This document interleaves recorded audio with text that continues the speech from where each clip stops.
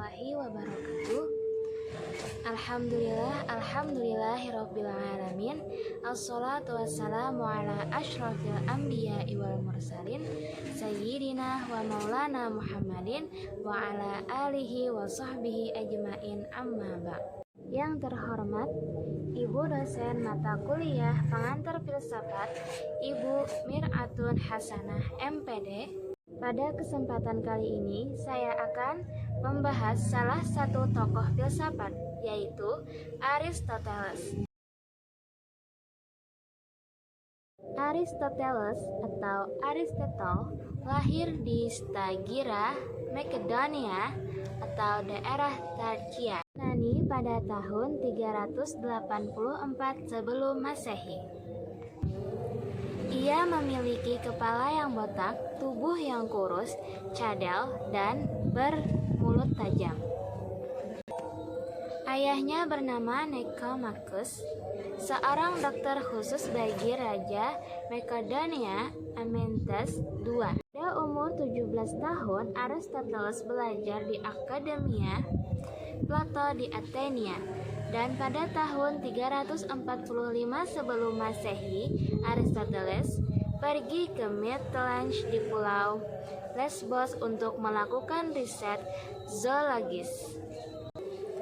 Kemudian pada tahun 342 sampai 340 sebelum Masehi, dia menjadi tutor Alexander Agung yang masih muda di kerajaan Philippus dari Makedonia. Aristoteles mendirikan sekolah yang bernama Lyceum atau Lycae. Sekembalinya ke Athena pada tahun 335 Masehi, yang menjadi cikal bakal kemunculan satu bentuk filsafat yang khas dari Aristoteles yang disebut dengan peripatos atau peripatetik. Sekolah peripatetik merupakan pusat penelitian ilmiah yang mendasarkan pada empirisme. Berbeda dengan akademia yang mengajarkan warisan Plato tentang ide-ide kepada muridnya. Karya-karya Aristoteles diantaranya bidang etika, yaitu Nicomachean Ethics, Magna Moralia atau Moral, Ethica Eudaimonia. Bidang logika, kategori-kategori, perihal penafsiran, analitika atau logika yang lebih dahulu, analitika yang kemudian topik, dan di bidang kosmologi,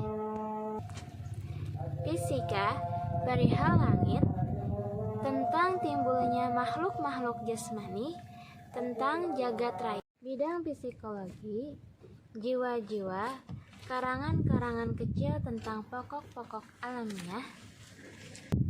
Bidang biologi, bagian binatang-binatang, perihal gerak binatang-binatang, tentang hal berjalan binatang-binatang dan kejadian binatang-binatang.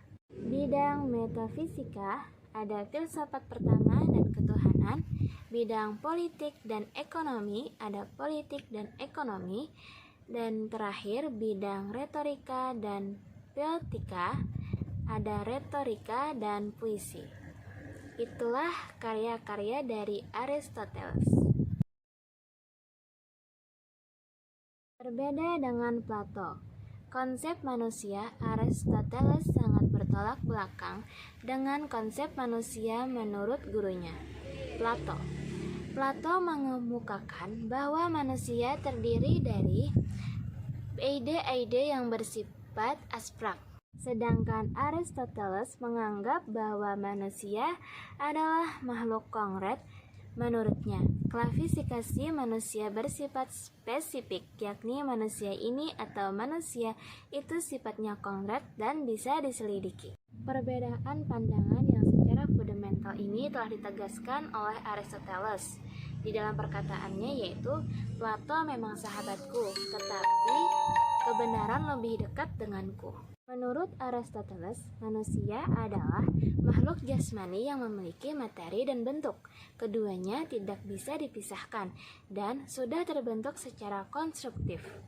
Manusia merupakan substansi yang hidup dan menyatu dalam sebuah kombinasi jiwa dan fisik.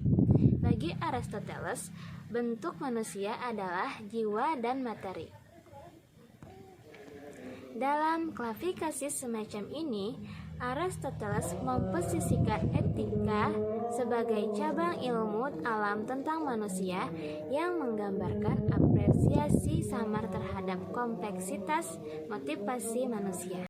Dalam etika atau moral, seringkali yang menjadi pusat persoalan adalah pertanyaan tentang makna yang baik dalam tindakan manusia.